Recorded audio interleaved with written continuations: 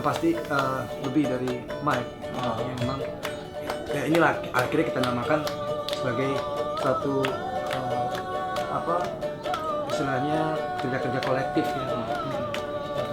Memang nggak ada di sini kan kita juga nggak ada istilahnya ketua ya, pendiri nggak ada tapi ya selayaknya yang paling penting adalah semangat di mana bahwa kita memilih membuka tempat ini karena memang ada semangat kebersamaan yang ini yang mau kita bangun dan kita biar semua orang juga bisa merasakan.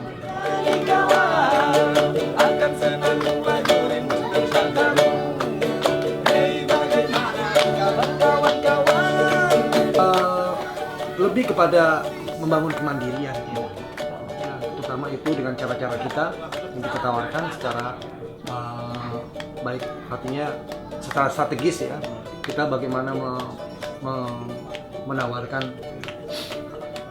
satu alternatif bagaimana melihat kehidupan yang memang kebanyakan dari kita kan selama ini dipengaruhi oleh lingkungan bahwa untuk menjadi orang baik tuh begini, orang tidak baik begini, gitu loh. Yang benar tuh begini, yang nggak benar begini, hitam putih, flat semuanya. Artinya seolah-olah tidak ada satu pilihan gitu untuk kemudian mengarungi, menjalani hidup. Gitu. Ya memang itu berangkat dari satu pilihan yang merdeka. Di sini akhirnya secara metode ya, secara taktis kita kemudian bagaimana merespon daripada apa yang menjadi harapan kita dan kemudian apa yang kemudian kita temukan dari satu realitas kehidupan kita itu antara idealisme dan kenyataan itu harus ketemu dan kemudian bagaimana memaksimalkannya itu loh ya bukan sekedar kemudian menikmati saja tapi bagaimana kemudian ini menjadi satu hal yang menarik ya kalau kita kemudian kita olah dan kita bermain-main juga di situ gitu tapi juga menghasilkan yang bisa ya menjadi tantangan gitu.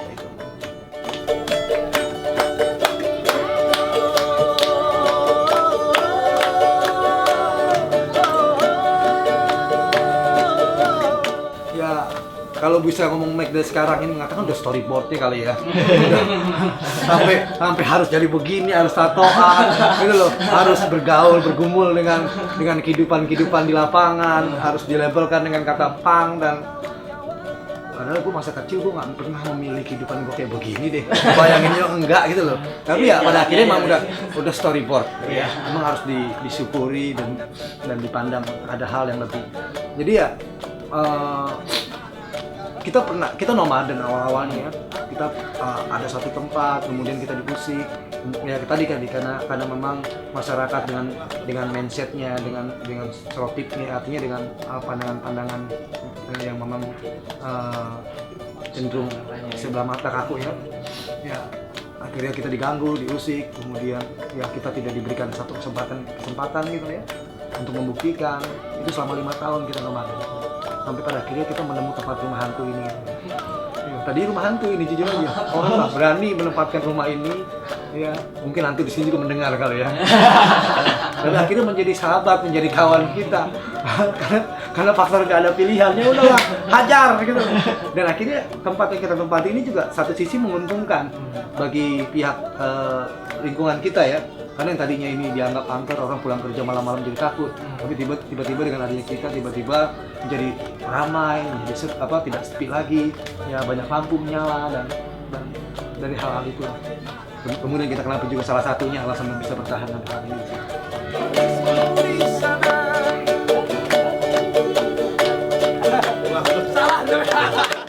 Ya belajar dari pengalaman yang udah dilalui gitu.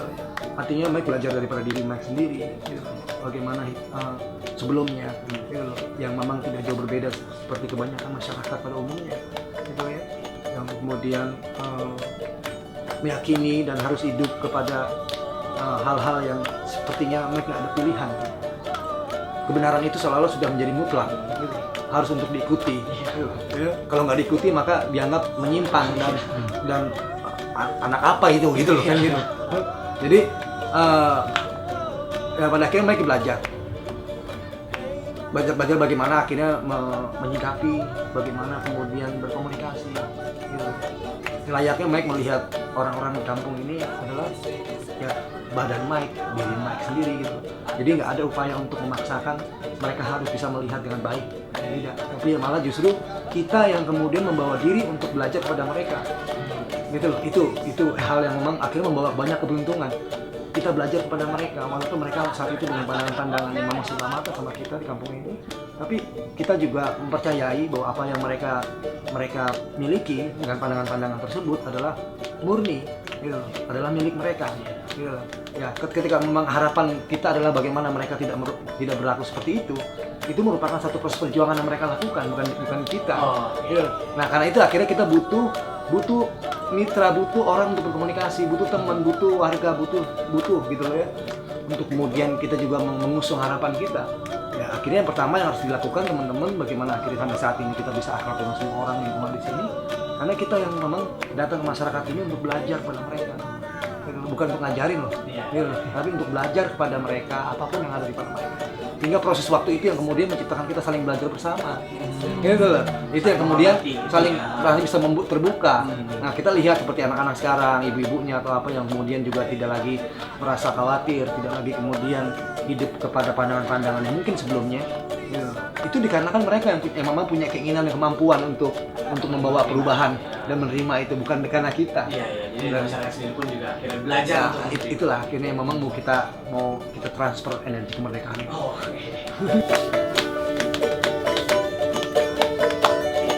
Ya kalau untuk wilayah Nusantara itu udah sampai ujung Malaka, Malaysia sana pun sudah punya semua kawan-kawan semua Indonesia, yang khususnya Nusantara udah, dan bahkan sampai teman-teman dari mancanegara mereka juga sering dan bahkan mungkin disinyalir tempat ini sudah menjadi satu homestay buat mereka backpacker atau jadi untuk meminimalis budget mereka, kos mereka. Bebas loh kalau mau hidup sini, bebas. Kalau bisa datang dari mana gitu. Bebas ya.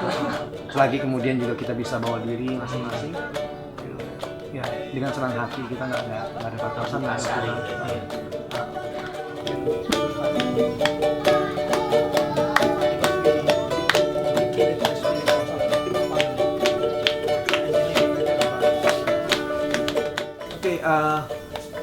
Yang aktivitas yang menjadi kebiasaan pertama di sini ya kita bikin sablonan ya, kita buat desain sablon, terus daur ulang, bikin cukilan, terus kita juga recording, bikin musik sendiri, ya, bikin album. Yang untuk saat ini itulah yang kalau tato sendiri salah satu tato.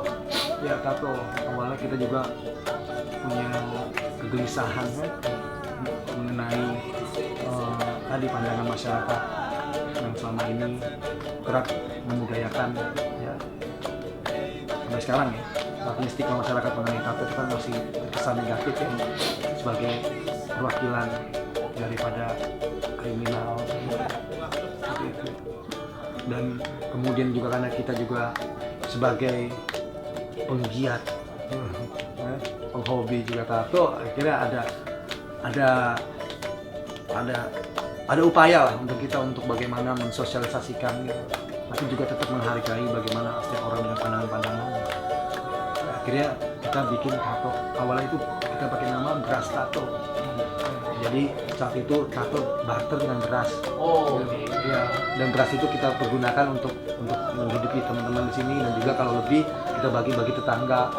Dan teman-teman yang sudah berkeluarga datang bawa beras pulang, habis main kemari pulang bawa beras. Jadi, dan itu dirasakan gitu loh pengaruhnya. Dirasakan sekali gitu. Ini loh, mana tato itu kriminal? Tato ngasih beras loh. Fight for the rice. For the rice. Langka sih memang dari tato dapat beras itu. Iya. Tato juga bisa menyokong gitu, kedaulatan pangan toh. Iya. Betul.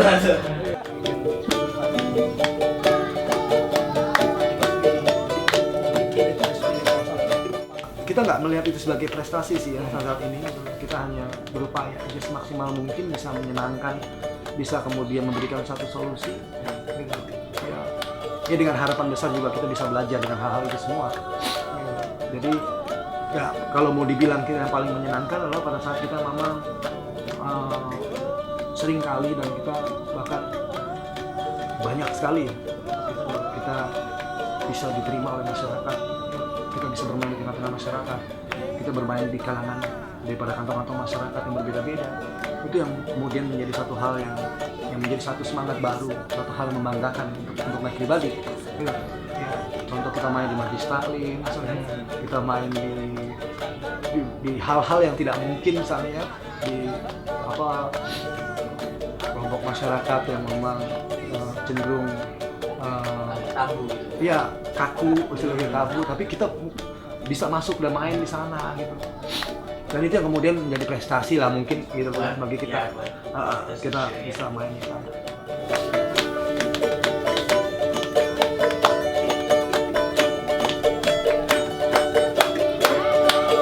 Bebas memang. Sebebas-bebasnya. Sebebas kita Asal bisa bawa diri tadi. Ya, tadi artinya bahwa kita mempercayai tadi, artinya ketika kita bicara kemerdekaan, maka selayaknya kita pun harus mampu memberikan kemerdekaan. Yang Mike percayai hanya itu aja, bahwa bicara tentang semangat daripada idiom be yourself, do it yourself, atau menjadi diri sendiri, kemandirian itu adalah pada saat kita memang diberikan kesempatan untuk merasakan dan menjadi diri kita, apapun itu gitu. Jadi ajas kemerdekaan itu bukan berarti tidak ada kepentingan bagi Mike, tapi kemerdekaan itu agar kemudian orang tuh merasa nyaman menjadi dirinya, sehingga dia mampu berkomunikasi dengan baik atas apa yang kemudian kecenderungan hidup yang dirasakan. Kalau dicubit sakit nggak? Sakit, jangan cubit orang. Itu karena kita memiliki kemerdekaan. Tapi orang yang tidak memiliki kemerdekaan, dia tidak bisa merasakan itu. Ditindas suka nggak? Enggak lah. Kenapa? Karena aku pernah disuka, pernah ditindas. Maka itu aku tidak ingin menjadi penindas. Begitu. Jadi itu orang-orang yang mampu berkomunikasi karena mampu memiliki kemerdekaan sendiri. Jadi bagi Mike, kemerdekaan itu yang diberikan pada ini ya sangat yakin sekali itu akan bisa memberikan kesempatan besar bagi semua orang. Berarti mungkin merdeka. Merdeka.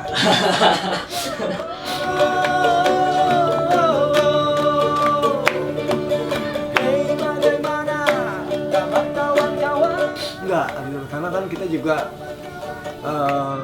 berangkat dari berbagai background, ya. Artinya teman-teman nggak ya, contoh kasusnya seperti nggak bisa ditawarkan satu metode yang sama seperti student misalnya, mahasiswa misalnya, dengan adanya satu metode selabus dan segala hal, ya, cara-cara yang memang bisa membawa mereka, ya, membentuk mereka. Kalau sini karena memang berbagai background, sehingga kita yang belajar tentang apa yang ada di ruang lingkup kita, sehingga cara upaya yang paling kita bisa maksimalkan adalah pada saat ada kebersamaan tadi, ada momen gitu. Jadi setiap waktu, entah itu kapan, tapi tergantung kepekaan kita bagaimana membawa itu menjadi proses belajar misalnya, menjadi proses yang memang itu bisa kayaknya menjadi satu aktivitas bersama. Jadi nggak ada waktu khususnya. Nggak ada waktu khususnya. Pernah dicoba, Suasana, ya? pernah dicoba, tapi kaku semua jadi. Karena ada pikiran ini pertemuan gitu ya. Jadi oke. Karena kan kalau kita ulangi lagi akan mendapatkan satu kejadian ataupun jawaban yang sama toh. Makanya ini kan akhirnya kita harus berdialektis terus, bagaimana minimal kan yang kita harapkan adalah yuk komunikasi. Itu pertama. Yuk kita punya kepekaan. Yuk kita bisa kemudian menjadi diri kita, menjadi rasa kita, sehingga itu yang akan mendorong terjadinya komunikasi dengan ruang lingkup kehidupan yang ada di sekeliling kita.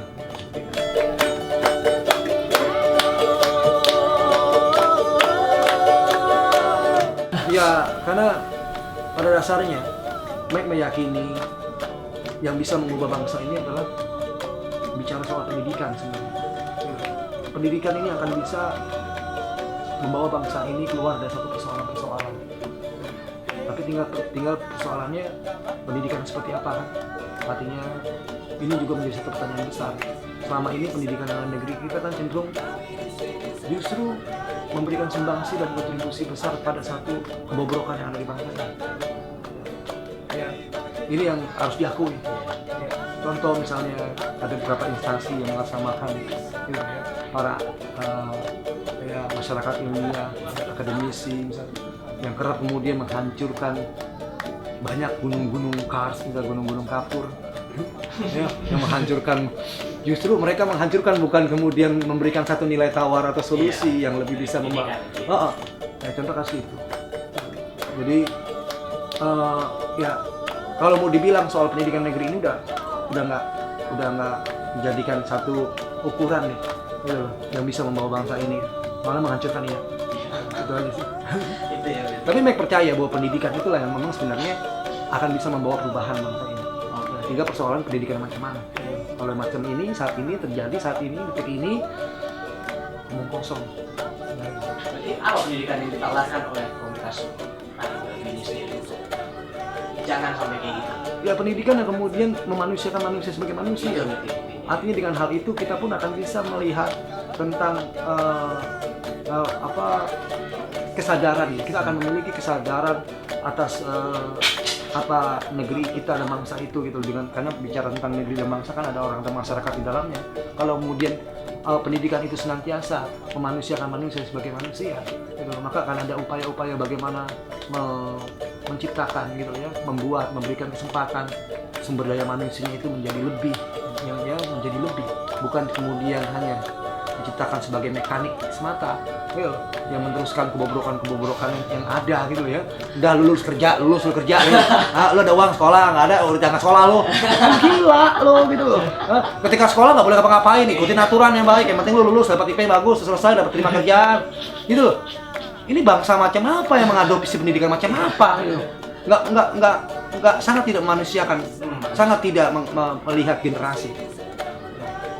Itu aja sih. Akan selalu pelajarin bersama. Hei, bagaimana kabar kawan-kawan? Apa kabar di sana? Ya bisa terus lah minimal memiliki satu kemanfaatan buat orang banyak. Ya harapan ke depan itu, dan tempat ini juga setidaknya bisa terus mewadahi berbagai, ya setidaknya kegiatan-kegiatan yang nggak mungkin jadi mungkin lah. Apa itu lah? Gitu. Ya minimal yang nggak mungkin menjadi mungkin. Bisa merdeka lah di sini berarti ya. Tadinya mungkin satu hal yang nggak mungkin dianggap tato jelek nggak bisa, tapi yang nggak mungkin bahwa dari dari sampah-sampah bisa kita olah menjadi duit, menjadi bisa, yang bisa menghidupkan, bisa menjadi satu fondasi ekonomi gitu ya. Ya minimal bisa menjadi satu nilai alternatif, nilai tawar.